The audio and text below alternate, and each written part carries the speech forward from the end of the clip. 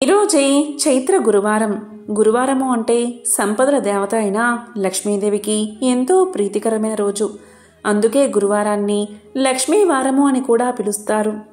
మరి ఎంతో పవిత్రమైన విశేషమైన ఈ రోజు ఈ కథను వింటే చాలు ఆ అమ్మవారి యొక్క సంపూర్ణ అనుగ్రహం మీకు లభిస్తుంది. సకల శుభాలు కలుగుతాయి. మరి ఆ కథ ఏంటో ఇప్పుడు ఈ వీడియోలో తెలుసుకుందాం. అదే శ్రీ కనక మహాలక్ష్మీదేవి కథ. పూర్వం పరాశర మహాముని, నారద మహాముని కలిసి త్రిలోక సంచారానికి బయలుదేరారు. వారలా తిరుగుతూ భూలోకంలో ఒక గ్రామం చేరుకున్నారు. ఆ సమయంలో ఆ గ్రామవాసులైన బ్రాహ్మణ, వైశ్య, క్షత్రియ, శూద్రజాతుల వారంతా వారి వారి ఇళ్లను గోమయంతో అలికి లక్ష్మీదేవి పాదాల ముగ్గులు పెట్టారు. స్త్రీలందరూ తలంటు స్నానాలు చేసి కొత్త బట్టలు కట్టుకుని మహాలక్ష్మీ పూజ చేస్తూ ఉన్నారు. ఆ గ్రామవాసుల భక్తి శ్రద్ధలకు నారదుడు ఆశ్చర్యపడి పరాశర మునితో ఇలా పలికాడు. మహర్షి, బ్రాహ్మణులు మొదలు కడజాతి వారి వరకు అందరూ కడు సంతోషంతో పూజలు చేస్తూ ఉన్నారు కదా. ఎవరి గురించి ఈ పూజలు చేస్తున్నారు? వీరు చేస్తున్న వ్రతమేమిటి? ఈ వ్రత నియమాలు ఎలాంటివి అని అడగగా పరాశరుడు చిరునవ్వుతో, నారదా, ఈరోజు గురువారం కదా. ఈరోజు శ్రీ కనక మహాలక్ష్మికి అత్యంత ప్రీతికరమైన రోజు. అందువల్లే ప్రజలు లక్ష్మీ వ్రతాన్ని ఆచరిస్తున్నారు. శుక్రవారంతో పాటు గురువారం కూడా లక్ష్మీదేవికి చాలా ఇష్టమైన రోజే. శుక్లపక్ష దశమి గురువారం అయితే ఆ దినాన్ని సుదశా వ్రతము అంటారు. ఈ వ్రతం శ్రీ మహాలక్ష్మీదేవికి చాలా ఇష్టమైనది అని చెప్పి ఊరుకున్నాడు. బ్రహ్మ మానసపుత్రుడైన నారదుడు అది ఆలకించి, మహనీయ, ముందు ఈ వ్రతాన్ని ఎవరైనా ఆచరించారా? వారు ఎలాంటి ఫలాన్ని పొందారు? ఆ చరిత్ర కూడా వివరించు అని వేడుకున్నాడు. అప్పుడు పరాశరుడు ఇలా చెప్పసాగాడు. నారదా, పూర్వం ఈ లక్ష్మీ వ్రతాన్ని ఆచరించిన ఒక భక్తుని చరిత్రను నీకు తెలియచేస్తాను. శ్రద్ధగా విని ఆనందించు. ఒకప్పుడు లక్ష్మీదేవి శ్రీ మహావిష్ణువుకు సేవలు చేస్తూ ఇలా పలికింది. నాదా, ఈరోజు నా వ్రతాన్ని ఆచరించే గురువారం కాబట్టి మీరు ఆజ్ఞ ఇస్తే నగరంలో సంచరించి వస్తాను అని ప్రార్థించింది. లక్ష్మీదేవి కోర్కెను మన్నించి విష్ణువు అలాగే పోయిరా అన్నాడు. దీంతో లక్ష్మీదేవి సకల ఆభరణాలు ధరించి పట్టు వస్త్రాలు కట్టుకుని బయలుదేరింది. ఆమె వెళ్లిన వెనుకనే విష్ణువు ఒక ముసలి బ్రాహ్మణ స్త్రీ రూపం ధరించి ఆ మాయా వేషంతో ఒక ఇంటిలోకి ప్రవేశించాడు. ఇక లక్ష్మీదేవి గ్రామ సంచారం చేస్తూ ఆ వృద్ధ బ్రాహ్మణ స్త్రీ ఇంటికి వచ్చి ఆమెతో ఇలా పలికింది. ఓ అవ్వా, ఈరోజు గురువారం, మహాలక్ష్మి వ్రత దినం కదా. ఇల్లు గోమయంతో అలికి ముగ్గులు పెట్టలేదేమిటి అని ప్రశ్నించింది. అంతన ఆ అవ్వ, అమ్మా, ఆ వ్రతాన్ని ఎలా చెయ్యాలి, ఎవరిని పూజించాలి, వివరించు తల్లి అని అడిగింది. అప్పుడు లక్ష్మీదేవి మందహాసంతో, వ్రతం చేసే విధానాన్ని చెప్తాను, విను. గురువారం నాడు ప్రాతకాలంలోనే నిద్రలేచి గోమయంతో ఇల్లు వాకిలి అలికి లక్ష్మీదేవి పాదాలు కల ముగ్గులు పెట్టాలి. కొత్త కొలత పాత్ర ఒకటి తెచ్చి కడిగి ఎండబెట్టాలి. దాన్ని వివిధ రకాల బొమ్మలతోనూ ముగ్గులతోనూ అందంగా అలంకరించాలి. స్నానం చేసి శుభ్రమైన బట్టలు కట్టుకుని శుచిగా ఉంచి ఒక బల్ల కడిగి దానిమీద కొత్త ధాన్యం, ఎరుపు, నలుపు, తెలుపు రంగులవి కొద్దిగా వెయ్యాలి. మరికొంచెం కొత్త కొలత పాత్రలో వెయ్యాలి. ఆ పాత్రపైన 3 పోక చెక్కలు పసుపు నీటిలో కడిగి ఉంచాలి. తెల్ల ధాన్యం ఈనెలు తీసుకుని వచ్చి వాటిని జడలాగా అల్లి మనసులోని కోరిక తలుచుకుని కొత్త పాత్రపై ఉంచి దానిపై ఎరుపు రంగు వస్త్రం, పువ్వులు ఉంచాలి. లక్ష్మీదేవిని తలుచుకుని పువ్వులు, గంధం, ధూపదీపాలు సమర్పించాలి. ముందుగా పాలు నివేదించి తర్వాత అన్నాన్ని, పిండి వంటలు, కూరలతో మహా నైవేద్యం పెట్టాలి అని లక్ష్మీదేవి బ్రాహ్మణ స్త్రీకి తెలియచేసింది. ఇంకా లక్ష్మీదేవి ఆ బ్రాహ్మణ స్త్రీకి ఇలా చెప్పింది. గురువారం నాడు నూనెతో వంటలు కాని, పిండి వంటలు కాని చేయకూడదు. గురువారం పూజ చేసేవారు చేపలు, మాంసం తినకూడదు. తలకు నూనె రాసుకోకూడదు. అంతేకాదు, పత్తితో వత్తులు చేసిన ఆనపకాయ కాని, నీచు కూరలుగాని తిన్నా, మంచంపై పడుకున్నా, రాత్రులు పెరుగన్నం తిన్నా లక్ష్మి ఇంట ఉండదు. ఇంకా దరిద్రులు అయిపోతారు. గురువారం నాడు ప్రాతకాలంలోనే లేచి పొయ్యిలోని కాలిన బూడిదను తీయకపోయినా, వీధి వాకిలి తుడవకపోయినా ఇంట లక్ష్మి నిలవదు. గురువారం నాడు ఏ స్త్రీ శుచి అయి తెల్లటి వస్త్రాలు కట్టుకుంటుందో వారి ఇంట లక్ష్మి ప్రసన్నమవుతుంది.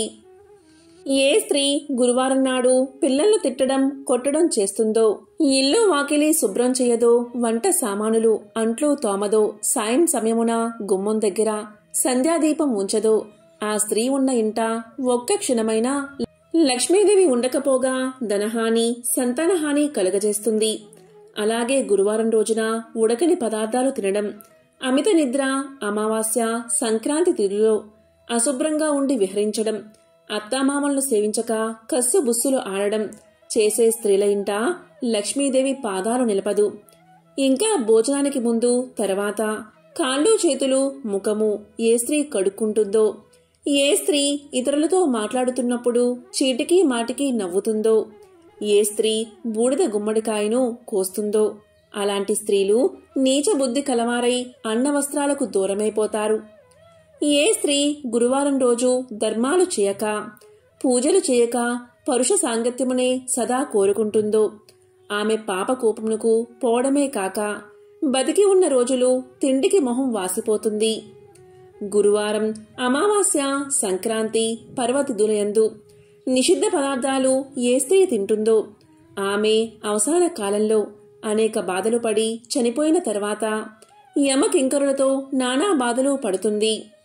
జ్ఞానవంతురాలైన ఏ స్త్రీ ఆ 3 రోజుల్లో భక్తితో దైవ సేవలు, ఒక పూట భోజనము కలిగినంతలో దాన ధర్మాలు చేస్తుందో అటువంటి స్త్రీకి ధన ధాన్యాలు, పుత్ర సంతానం, సంతానాభివృద్ధి కలుగుతాయి.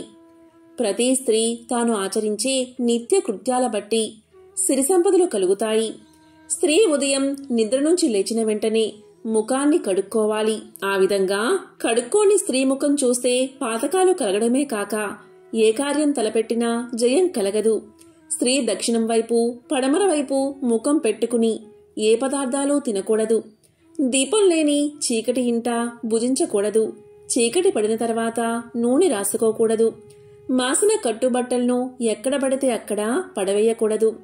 ఏ వనిత ఇంటికి తిరగడం, భర్త ఆజ్ఞ లేకుండానే ఇష్టం వచ్చినట్లు సంచరించడం, భర్త మాటలు వినక ఎదురు చెప్పడం, దైవ కార్యాలయందు, దేవ బ్రాహ్మణులయందు భక్తి విశ్వాసాలు లేకుండా ఉంటుందో, దాన ధర్మాలు చేయదో అటువంటి వనిత గృహం రుద్రభూమితో సమానంగా భావించి లక్ష్మీదేవి అక్కడ అడుగు పెట్టదు. ఉత్తమ స్త్రీ భర్తను సేవించి భర్త అనుజ్ఞ ప్రకారం నడుచుకుంటూ ఉంటుంది. అతిథి సత్కార్యాలు జరుపుతూ అత్తామామల సేవలు విడవకుండా ఆచరించాలి. తన బిడ్డ, పరాయి బిడ్డ అనే వివక్షతను చూపక అందరికీ సమానంగా వడ్డించాలి. భర్త సుఖమే తన సుఖము, భర్త కష్టమే తన కష్టము అనే భావంతో మెలిగితే లక్ష్మీదేవి సంతోషించి కలకాలం ఆమె ఇంట ఉంటుంది. నారద ఈ విధంగా మహాలక్ష్మి ఆ వృద్ధ బ్రాహ్మణ స్త్రీకి గురువార వ్రతాన్ని ఆచరించే విధానాన్ని తెలియచేసి ప్రతి వీధికి, ప్రతి ఇంటికి వెళ్లి చూసింది. అప్పటికి ఏ స్త్రీ కూడా నిద్ర నుంచి లేవలేదు. కాలకృత్యాలు తీర్చుకోలేదు. తలలు విరబూసుకుని వంటిమీద బట్ట సరిగ్గా లేక గుర్రబెట్టి నిద్రపోతున్నారు. లక్ష్మీదేవి వారందరినీ చూసి అసహ్యించుకుని ఒక మాలపల్లెకు వెళ్ళింది. ఆ పల్లెకు ఒక మూల బీద హరిజన స్త్రీ నివాసముంటుంది. ఆమె ప్రతిరోజు ప్రాతకాలంలో లేచి గోమయం తెచ్చి ఇల్లు వాకిలి శుభ్రం చేసుకుని బియ్య పిండితో ముగ్గులు పెట్టి లక్ష్మీ పాదాల చింత దీపం పెట్టి బియ్యాన్ని ఉంచి ధూపదీప నైవేద్యాలు సమర్పించి పద్మాసనంలో కూర్చుని లక్ష్మిని ధ్యానిస్తూ ఉండేది. తాను వెళ్లేసరికి ఆ స్త్రీ భక్తితో పూజలు చేస్తూ ఉన్నందున మహాలక్ష్మి సంతోషించి ఆ పరిశుభ్ర స్థలమున తన 2 పాదాలు ఉంచి ఆమెతో ఇలా పలికింది. ఓ భక్తులారా, నేటితో నీ కష్టాలు తీరగలవు. నీవు దుఃఖించ అవసరం లేదు. నీ నిశ్చల భక్తికి నేను ఎంతగానో సంతోషించాను. నీకేం కావాలో కోరుకో అని పలికింది. శ్రీ మహాలక్ష్మి సాక్షాత్తు దర్శనం చూడగానే ఆమె నోట మాట రాక ఏ వరాన్ని కోరుకోలేకపోయింది. మరలా లక్ష్మీదేవి ఇలా పలికింది. నీవు బతికి ఉన్ననాళ్ళు అష్టైశ్వర్యాలతో తులతూగిదువుగాక, జన్మాంతమున వైకుంఠానికి వచ్చుదువుగాక. నా వ్రతాన్ని చేస్తూ ఉండు, నీకు శ్రీహరి అనుగ్రహం కూడా కలుగుతుంది అని చెప్పింది మహాలక్ష్మీదేవి. ఇక మహాలక్ష్మి చెప్పిన ప్రకారం ఆ హరిజన స్త్రీ కడునిష్టతో ధ్యానం చేస్తూ ఉండేది. లక్ష్మీదేవి పాదాలయందే మనసు లగ్నం చేసి ఉన్నందున ఆమె భక్తికి లక్ష్మీదేవి ఆనందించి ఆమె ఉన్న పూరగుడిసెను పెద్ద భవంతిగా చేసింది. ఇంటికి 4 మూలలా ధనరాశులు ఉన్నాయి. దానివల్ల ఆమె భాగ్యవంతురాలు అవడమే కాక 5 పుత్రులు కూడా కలిగారు. ఓ నారదా, ఇంకా విను. ఆ హరిజన స్త్రీకి లక్ష్మీదేవి ఐశ్వర్యాన్ని కలిగించిందంతా బలరాముడు తన దివ్య దృష్టి వల్ల తెలుసుకుని విష్ణుమూర్తి వద్దకు వెళ్లి, లక్ష్మీదేవి మాల పల్లెకుపోయి అంటరాని మాల స్త్రీకి సిరి సంపదలు ఇచ్చినందున మహానేరం చేసింది కాబట్టి లక్ష్మిని నీ మందిరంలోకి రానివ్వదని తెలియచేశాడు బలరాముడు. అంతలో గ్రామ సంచారం చేసుకుని వస్తున్న లక్ష్మీదేవి విష్ణు మందిరంలోకి ప్రవేశిస్తూ ఉండగా బలరాముడు ద్వారానికి అడ్డంగా నిలబడి లోనికి రావద్దని శాసించాడు. మరియు శ్రీహరి నీవు ఈమె ముఖాన్ని చూడవద్దని కృష్ణుణ్ణి ఆజ్ఞాపించాడు. అన్న ఆజ్ఞ ప్రకారం లక్ష్మిని వదిలేయడానికి హరి ఒప్పుకున్నాడు. వెంటనే లక్ష్మీదేవి తాను ధరించి ఉన్న బంగారు నగలు తీసేసి పట్టుచీరను విడిచి చిరిగిన వస్త్రాలు కట్టుకుని ఇల్లు విడిచి వెళ్లవద్దని పరిచారికలు ఎంత బతిమాలినా వినక మరలా వస్తానని చెప్పి వెళ్లిపోయింది. ఆమె వెళ్లిపోయిన తర్వాత బలరాముడు శ్రీహరితో కలిసి మందిరంలోని ప్రతి గదిని చూడగా అన్ని గదులు వెలవెలబోతూ ఉన్నాయి. ధనాగారంలో ధనం లేదు. వస్తు సామాగ్రి అంతా మాయమైపోయింది. వంటను వండడానికి పదార్థాలు లేవు. బంగారు బిందెలు మట్టి కుండలుగా మారిపోయాయి. ఆఖరికి తాగడానికి పాత్ర కాని నీరు కాని లేకపోవడం వల్ల దాహంతో ఉపవాసం ఉండి బలరాముడు మహావిష్ణువు నిద్రపోయారు. మరనాడు ప్రాతకాలంలో ముఖం కడుక్కోవడానికై నీరు కూడా దొరకలేదు. ఇక వారికి ఏం చెయ్యాలో తోచలేదు. పిచ్చి ఎక్కినట్లు అయినది. అంత బలరాముడు జగన్నాథుడైన విష్ణుమూర్తితో బలరాముడు ఇలా పలికాడు, తమ్ముడు, మనం నిన్నటి రోజున ఆహారం తీసుకోలేదు. చాలా నీరసించిపోయాము. ఈ రోజైనా తిండి తినకపోతే ఎలా బతుకుతాము? అన్నీ కొరతగా ఉన్నాయి. కాబట్టి మనం బిచ్చం ఎత్తైనా సరే ప్రాణాలు నిలబెట్టుకోవాలి. కాబట్టి మనిద్దరం బయలుదేరదాం రా అని పలకగా జగన్నాథుడు అంగీకరించాడు. ఇద్దరూ సాధు వేషాలు వేసుకుని భిక్షాటనకు బయలుదేరారు. వారు ఎవరింటికి వెళ్లి అడిగినా వారు కపట సన్యాసులు, చోరులు అని ఒక్కరూ భిక్షను పెట్టలేదు. కసరి పొమ్మన్నారు. అలా వారిద్దరూ తిరుగుతూ ఒక షావుకారు ఇంటికి వెళ్లి భిక్షాందేహి అని పలికారు. ఆ ధనికుడికి ఆ సన్యాసుల మీద జాలి కలిగి వారిని ఆదరించి కూర్చోబెట్టి భోజన పదార్థాలు తేవడానికి లోపలికి వెళ్లి చూశాడు. కాని ఇంట్లో ఉన్న పదార్థాలన్నీ మాయమైపోయాయి. దానితో బలరామకృష్ణులిద్దరూ ఆకలి బాధతో తూలిపోతూ ఒక చెరువును చేరుకున్నారు. ఆ కొలను నిండా పద్మాలు విరబూసి ఉన్నాయి. సరే, వీటి తూడుకాయలను తిని ఇప్పటి ఆకలి బాధ తీర్చుకుందామని చెరువులోకి దిగారు. వెంటనే ఆ చెరువంతా ఎండిపోయింది. చేసేది లేక వారు నిరాశతో వెళ్లిపోయారు. అలా వెళ్ళగా వెళ్ళగా ఒక తపస్సాలి కుటీరం కనబడింది బలరామకృష్ణులకు. ఆ కుటీరాన్ని సమీపించి ఆకలి తీరడానికి ఏదైనా పెట్టమన్నారు. అప్పుడు ముని తాను తినడానికి ఉంచుకున్న పాలు, అన్నాన్ని ఇవ్వబోగా ఆ పాత్రలోని అన్నం, పాలు మాయమైపోయాయి. ఇక చేసేది లేక బలరాముడు, విష్ణుమూర్తి సముద్రం వైపుగా పయనించారు. సముద్ర మార్గమున నిత్యానంద స్వాముల వారి ఆశ్రమం కనిపించగా అక్కడికి చేరుకున్నారు. అక్కడ అన్నవస్త్రాలకు లోటు లేదు. ఎవరైనా ఆ ఆశ్రమంలో ఎన్ని రోజులు ఉన్నా, ఎంత భోంచేసినా అక్షయ పాత్ర వలె తరగదు. కాని బలరామ జగన్నాథ స్వాములు అక్కడికి చేరుకోగాని లక్ష్మీదేవి ఏ పదార్థాలు లేకుండా చేసింది.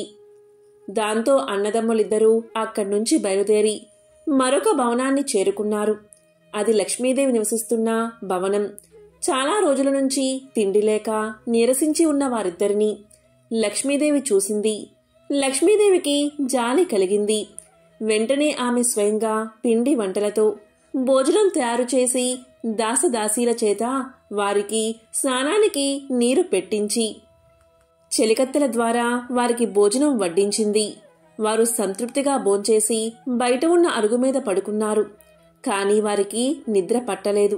ఆ ఇల్లు, ఆ ప్రాంతం, ఆ వంటకాలన్నీ వింతగా తోచాయి. ఆలోచిస్తున్నారు వారు. అంతలో ఒక చెలికత్తె వచ్చి, ఓ స్వాములారా, మీది ఏ గ్రామం? ఎక్కడి నుంచి ఎక్కడికి వెళ్తున్నారు? మీకు భార్యాపిల్లలు ఉన్నారా? ఇలా ఎందుకు తిరుగుతున్నారు అని అడిగింది. దానికి బలరామ, జగన్నాథ స్వాముల వారికి ఏం చెప్పాలో తోచక ఒకరి ముఖం ఒకరు చూసుకున్నారు.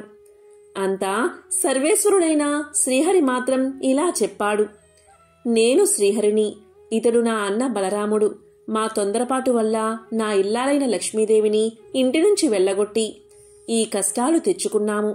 ఏ స్త్రీ వల్ల అష్టైశ్వర్యాలు కలుగుతాయో, ఏ నారీమణి కరుణా కటాక్షాల వల్ల వంశాభివృద్ధి కలుగుతుందో, ఏ వనితామణి ఎల్లవేళ్లయందు తన్ను నమ్మి కొలిచిన వారి ఇళ్లయందే మెలుగుతూ ఉంటుందో అటువంటి లక్ష్మీదేవి మమ్మల్ని విడిచి వెళ్లిపోయింది. అప్పట్నుంచి మాకు దరిద్రము, కష్టాలు కలిగాయి అని విష్ణుమూర్తి చెలికత్తెకు చెప్పాడు. ఆ దాసి వల్ల ఆ ఇల్లు లక్ష్మీదేవి మందిరమే అని తెలుసుకుని వారు చాలా ఆనందించారు. అప్పుడు బలరాముడు విష్ణువుతో ఇలా పలికాడు. సోదరా, నీవు లక్ష్మీ వద్దకు వెళ్లి మనం చేసిన తప్పును క్షమించమని ప్రార్థించు అని చెప్పి లోపలికి పంపాడు. ఇక శ్రీహరి లోపలికి వెళ్ళగాని లక్ష్మీదేవి భర్తను చూసి నమస్కారం చేసి అతని పాదాలు కడిగి ఆ నీటిని తన తలపై జల్లుకుని పువ్వులతో పూజించి ఇలా పలికింది. నాదా, మీ అన్నదమ్ములిద్దరూ కలిసి నన్ను ఇంటి నుంచి వెళ్ళగొట్టారు కదా, ఇప్పుడు ఎలా నా ఇంట్లో భోంచేశారు? చండాలపు దాని ఇంటికి ఎలా వచ్చారు? ప్రాణాలు పోసినప్పుడు జాతి కుల భేదాలు అడ్డు రాకూడదా అని నిష్ఠూరలాడింది. అప్పుడు శ్రీహరి చిరునవ్వుతో, ప్రియా, మేమిద్దరం భిక్షమెత్తుకోవడం అంతా తెలుసుకున్నారు. నీవు భోజనం పెట్టడం అందరూ చూశారు. మాకు శిక్ష సరిపోయింది. నీవు లేకపోవడం వల్ల వైకుంఠం చిన్నపోయింది. నిన్ను వదిలినందుకు మాకు అన్నీ లోపాలే జరిగాయి. కాబట్టి మా వెంట రమ్ము, వైకుంఠానికి పోదాము అని పలకగా శ్రీహరి మాటపై లక్ష్మీదేవి ఆ ఇంట అడుగుపెట్టగాని, అంటే వైకుంఠంలో అడుగుపెట్టగాని అన్నీ యథాప్రకారంగా మారిపోయాయి. ధనాగారమంతా ధనంతోనూ బంగారంతోనూ నిండిపోయింది. వస్తు వాహనాలతో, దాసీ జనాలతో, భక్త కోటితో వైకుంఠం కలకల్లాడింది. కాబట్టి ఓ నారదా, గురువారం నాడు లక్ష్మీ పూజ చేసి ఈ పురాణం చదివినా లేక విన్నా అలాంటి వారికి వెనుకటి జన్మలో చేసిన పాపాలు నశించి మోక్షం కలగడమే కాక 1,00,000 గోదానాలు చేసినా ఫలితం కలిగి మరుజన్మలో అష్టైశ్వర్యాలతో తులతూగుతారు. ఈ లక్ష్మీ పురాణ పఠనం ప్రతి మానవుడు ముక్తి పొందడానికి మార్గదర్శనం కాగలదు అని పరాశరముని నారదునికి శ్రీ లక్ష్మీ పురాణాన్ని వివరించాడు. ఎవరైతే ఈ గురువారం రోజు ఎంతో మహిమాన్వితమైన కనక మహాలక్ష్మీదేవి కథను వింటారో లేక చదువుతారో అటువంటి వారికి అష్టైశ్వర్యాలు, భోగభాగ్యాలు కలుగుతాయి. లక్ష్మీ కటాక్షం కలుగుతుంది. ఎంతో మహిమాన్వితమైన ఈ కథలను విన్నా, చదివినా, చెప్పినా, వినిపించినా జన్మల పాపాలు తొలగి 1,000,000 జన్మల పుణ్యం వస్తుంది. భక్తులారా, శ్రీ మహాలక్ష్మి యొక్క షష్టమ కళ అయిన శ్రీ విజయలక్ష్మి అనుగ్రహం లేనిదే మన పనులన్నీ నిరర్ధకములే అవుతాయి. 6వ కళ అవడం వల్ల షష్ఠీదేవిగా చెప్పబడే ఈ మహామాత దయవల్లే దేవతలు రాక్షసులను ఓడించగలిగారు. విజయలక్ష్మి యుక్తుడు కావడం వల్లే విష్ణువు సృష్టిలో అజేయుడు అయ్యాడు. మనం ఏది చేసినప్పటికీ అది సఫలం అవడమే ప్రధానం. విఫలమగు వానిని ఎంత చేసినను ప్రయోజనం లేదు కదా. కాబట్టి సర్వకార్య సాఫల్యార్థమై సర్వులు విజయలక్ష్మిని ఆరాధించాలి. అత్యంత ప్రధానమైన ఈ లక్ష్మీ కళ రాజయోగాన్ని సిద్ధింపచేస్తుంది. తెలిసి కాని తెలియక కాని ఎవరు విజయలక్ష్మి ఆరాధన చేస్తారో వారికి సత్ఫలితాలకు లోటు ఉండదు. ఉదాహరణగా సుదర్శనుడు అనే కథను వినిపిస్తాను, శ్రద్ధగా వినండి. సుదర్శనుని కథ. పూర్వం ఒకప్పుడు మనోరమ అనే ఆమె విధివశాన భర్తను సంపదను కోల్పోయి ఒక్కగానొక్క కుమారుడైన సుదర్శనితో సహా అడవులకు పారిపోయింది. గంగా తీరమందలి అడవులకు చేరుకోగా అక్కడ నిషాదులు కొందరు ఆమె దగ్గరున్న స్వల్ప ధనాన్ని, అలంకరించుకున్న విలువైన ఆభరణాలను సమస్తాన్ని అపహరించుకుపోయారు.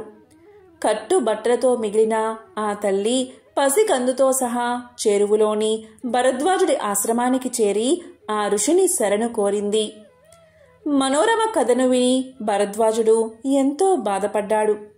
అప్పుడు భరద్వాజ మహర్షి ఇలా పలికాడు: తల్లి, నీ కుమారుడు ఎదిగేంతవరకు ఓర్చుకో. నా ఆశ్రమం అందే ఉండు. వాని శ్రేయస్సుకుగాను ఏదైనా యోచన చేద్దాము అని పలికాడు. ఆమె అక్కడే ఉండిపోయింది. ఈ సంగతి తెలిసిన శత్రువర్గం వారు ఆమెను సుదర్శుణ్ణి చంపడానికై ఆశ్రమం మీదకి దాడి చేశారు. విధివశాన ఆ తల్లి కొడుకులు ఎక్కడో దాక్కున్నారు కనుక బతికిపోయారు. ఆ సమయానికి ఎక్కడికో వెళ్లిన భరద్వాజుడు మళ్లీ వచ్చి జరిగింది తెలుసుకుని కోపగించాడు. కాని వారిని శపించి తన తపశ్శక్తిని వృధా చేసుకోవాలి అనుకోలేదు భరద్వాజుడు. అందుచేత సుదర్శుణ్ణి చేరబిలిచి ఇలా పలికాడు: నాయనా, నీ అభివృద్ధికై నేను చెప్పినట్లు నువ్వు చెయ్యి. ఇక నుండి నిత్యం దేవిని ఆరాధించు. మహామాయ మహాలక్ష్మి అయిన ఆమె షష్టమ కలనే విజయలక్ష్మి అని పిలుస్తారు. ఆమె అనుగ్రహం లేనిదే ఎవ్వరికీ జయం కలగదు. కాబట్టి నీవు విజయలక్ష్మి పూజలు చెయ్యి. ఆమెయే నిన్ను కాపాడుతుంది అని బోధించాడు భరద్వాజుడు. దానికి ఆ బాలుడు అంగీకరించాడు. భరద్వాజుడు మంత్రోపదేశం చేశాడు. ఆనాటి నుంచి సుదర్శనుడు ఆ మంత్రాన్ని నిత్యము జపించసాగాడు. విజయలక్ష్మిని ఆరాధించసాగాడు. ఆ తల్లి ప్రభావం వల్ల అటుపై వారికి ఎలాంటి ఆపద కలగలేదు. సుదర్శనుడు యుక్త వయస్కుడు అయ్యాడు. అప్పటికే భరద్వాజుడు సుదర్శుడికి అనేక శాస్త్రాలను, ధనుర్విద్యలను నేర్పాడు. ఇది ఇలా ఉండగా శృంగబేరాన్ని ఏలే నిషాదరాజు ఆ సుదర్శనుడికి స్నేహితుడు అయ్యాడు. నిషాదరాజు సుదర్శనుడికి రథాన్ని బహుకరించాడు. మంచి ధనస్సును, బాణాలను ఇచ్చాడు. అతడు ఆ ధనుర్బాణాలు ధరించి రథంపై వచ్చినప్పుడు గొప్ప యువరాజు వలె ఉండేవాడు. కాని కట్టుకోవడానికి నార చీరలు, కడుపు నింపుకోవడానికి కంద మూలాలే తప్ప సుదర్శనుడికి ఏ ఆస్తి లేదు కదా. ఇలా ఉండగా కాశీరాజు కుమార్తె శశికళ, ఆమెకు స్వయంవరమని తెలిసింది సుదర్శనుడికి.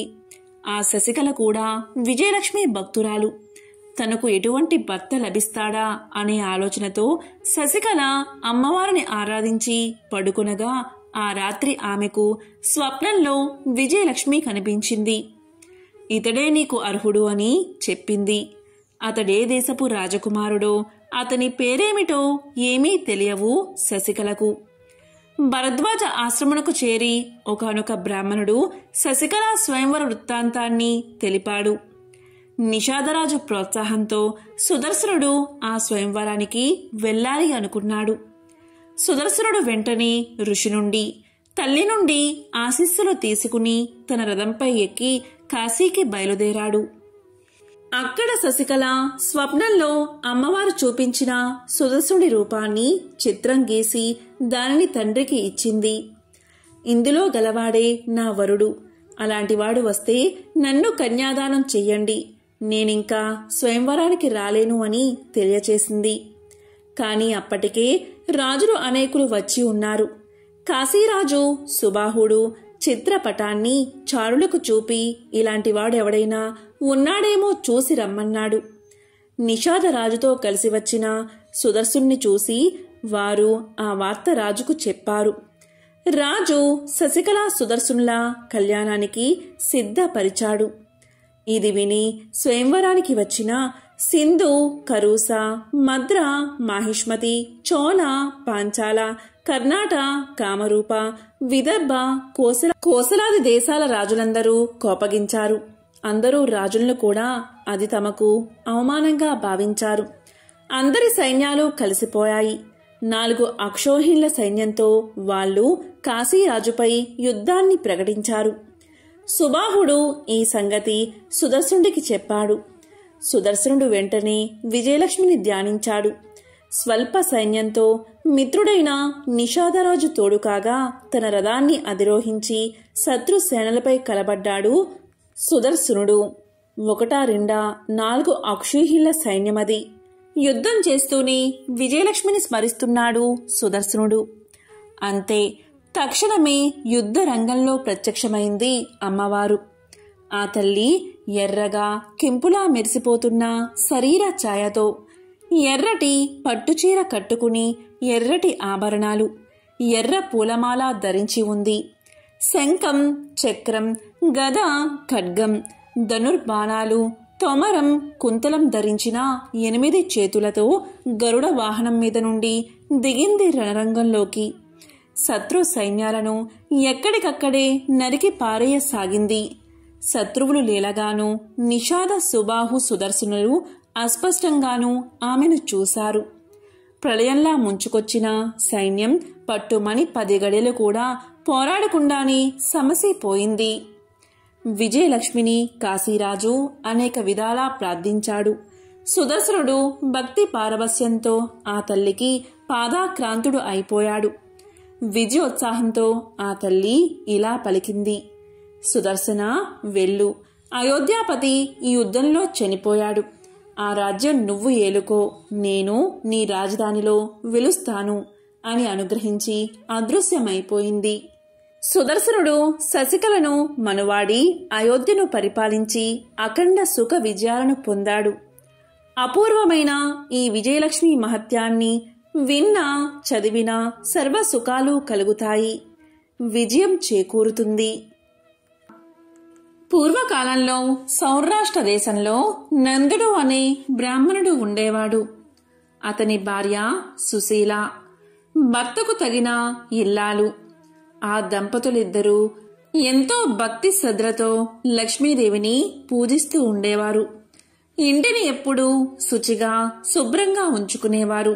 ఎప్పుడూ కూడా ఇంటిని ఆవు పేడతో అలికి ముగ్గులు వేసి, అలాగే నిత్యము కూడా దీపారాధన చేస్తూ ఉండేది సుశీల. ఆ దంపతులకు 2 కొడుకులు. ఇద్దరికి పెళ్లిళ్ళై పౌరోహిత్య వృత్తిని చేపట్టారు. ఇది ఇలా ఉండగా ఒక శుక్రవారం రోజు సుశీల ఎప్పటి మాదిరిగానే ఇల్లు అలికి శుభ్రం చేసి ఇంట్లో పూజా గదిలో లక్ష్మీదేవి పటం ముందు ఆవు నెయ్యితో దీపాన్ని వెలిగించి నైవేద్యం పెట్టి అమ్మవారిని అర్చిస్తూ ఉంది. ఇంతలో ఎక్కడ్నుంచో ఒక బిచ్చగాడు వచ్చి, అమ్మా, ఆకలిగా ఉంది, అన్నం పెట్టండి అని అరుస్తూ ఉన్నాడు. దానికి సుశీల చిరాకుపడి, అన్నం లేదు, ఏమీ లేదు, ఇక్కడ్నుంచి వెళ్ళిపో అని ఇంట్లోంచే గట్టిగా అరిచింది. ఆ బిచ్చగాడు నిరాశతో ఆ ఇల్లు వదిలి వెళ్ళాడు. సుశీల చేసిన పనికి లక్ష్మీదేవికి ఎంతగానో కోపం వచ్చింది. దాంతో లక్ష్మీదేవి బ్రాహ్మణ దంపతులు చూస్తూ ఉండగానే ఇంటి నుంచి బయటకు వెళ్ళిపోబోతూ ఉంది. వెంటనే నందుడు లక్ష్మీదేవిని ఆపి, అమ్మా, జరిగిన తప్పుకు మన్నించు, ఎప్పుడూ కూడా ఇలాంటి తప్పులు జరగనివ్వను అన్నాడు. కాని లక్ష్మీదేవి కోపాన్ని తగ్గించుకోక, నేనిప్పుడు మీ ఇంటి నుండి వెళ్ళిపోతున్నాను, ఇక మీదట మీ ఇంటికి దరిద్ర దేవత రాబోతుంది అని చెప్పింది బ్రాహ్మణ దంపతులకు. దాంతో నందుడు తప్పును క్షమించమని లక్ష్మీదేవి కాళ్ళా వేళ్లాపడి బ్రతిమాలాడాడు. దాంతో కరుణించిన లక్ష్మీదేవి, నందా, నీకో వరం ఇవ్వాలి అనుకుంటున్నాను, అడుగు అని పలుకుతుంది. అప్పుడు నందుడు లక్ష్మీదేవితో ఇలా పలుకుతాడు, అమ్మా, నీవు వెళ్తుంటే ఆపే శక్తి నాకు లేదు, అలాగే దరిద్ర దేవత వస్తుంటే ఆపే శక్తి కూడా అంతకన్నా నాకు లేదు. మీలో ఒకరు ఉన్న చోట ఒకరు ఉండరు, కాబట్టి దరిద్ర దేవత వచ్చిన వేళ మా ఇంట్లోని కుటుంబ సభ్యుల మధ్య ఒకరి పట్ల ఒకరికున్న ప్రేమాభిమానాలు అలాగే ఉండేటట్లు వరాన్ని ప్రసాదించు తల్లి అని వేడుకున్నాడు. దానికి లక్ష్మీదేవి తదాస్తు అని చెప్పి ఆ ఇంటి నుండి వెళ్ళిపోయింది. కొన్ని రోజుల తర్వాత ఇంట్లో వంట పని చేస్తుంది సుశీల. ఆ రోజు శుక్రవారం కాబట్టి గుడికి వెళ్లే సమయం దాటిపోతుంది. కాబట్టి సుశీల తన ఇద్దరు కోడళ్ళకి కూరలో ఉప్పు కారం సమపాలలో వేయమని చెప్పి గుడికి వెళ్లిపోయింది. కొంతసేపటికి చిన్న కోడలు వచ్చి ఉప్పు కారం కూరలో వేసి ఏదో పనిలో నిమగ్నమైపోయింది. మరికొంతసేపటికి పెద్ద కోడలు వచ్చింది. ఆమె కూరలో ఉప్పు వేశారో లేదో అనే అనుమానం వచ్చి ఆమె కూడా ఆ కూరకు తగినంత ఉప్పు కారము వేసి తన పనిలో తాను మునిగిపోయింది. ఇంతలో సుశీల గుడి నుండి వచ్చి కోడళ్ళిద్దరూ తమ పనిలో పడి ఉప్పు వేశారో లేదో అని అనుకుంటూ కొంత ఉప్పు కారం వేస్తుంది. మధ్యాహ్న సమయమైంది. నందుడు ఇంటికి చేరుకున్నాడు. భోజనం చేసే సమయంలో కూరను భర్తకు వడ్డించింది సుశీల. కాళ్ళు చేతులు కడుక్కుని భోజనానికి సిద్ధంగా కూర్చున్న నందుడు అన్నం కూర కలుపుకుని తినగానే కూరలో ఉప్పు కారం మరీ ఎక్కువైందని గ్రహించాడు. అంటే దరిద్రదేవత ఇంట్లోకి ప్రవేశించిందని గ్రహించాడు. ఏమీ మాట్లాడకుండా తిని లేస్తాడు. కొంతసేపటికి నందుడి పెద్ద కొడుకు కూడా భోజనానికి కూర్చుంటాడు. భోజన సమయంలో ఉప్పు ఎక్కువైందని గ్రహిస్తాడు. మారు మాట్లాడకుండా భార్యతో మా నాన్నగారు తిన్నారా అని అడుగుతాడు. దానికి ఆమె తిన్నారు అని సమాధానం చెప్తుంది. దానితో అతను నాన్న ఏమీ అనకుండా తిన్నాడు, నేనెందుకు అనాలి అని ఏమీ మాట్లాడకుండా అతను కూడా తిని లేస్తాడు. ఇలా ఆ ఇంట్లోని వారంతా భోజనం చేసి వంట గురించి మాట్లాడకుండా ఉంటారు. ఆ రోజు సాయంత్రం దరిద్రదేవత ఆ వ్యక్తి దగ్గరకు వచ్చి ఇలా పలుకుతుంది. నందా, నేను మీ ఇంట్లో ఉండలేకపోతున్నాను.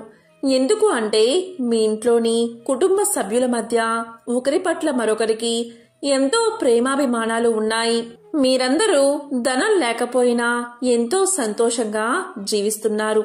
ఉప్పు కషాయమైన వంట తిని కూడా మీ మధ్య ఏ మనస్పర్ధలు రాలేదు.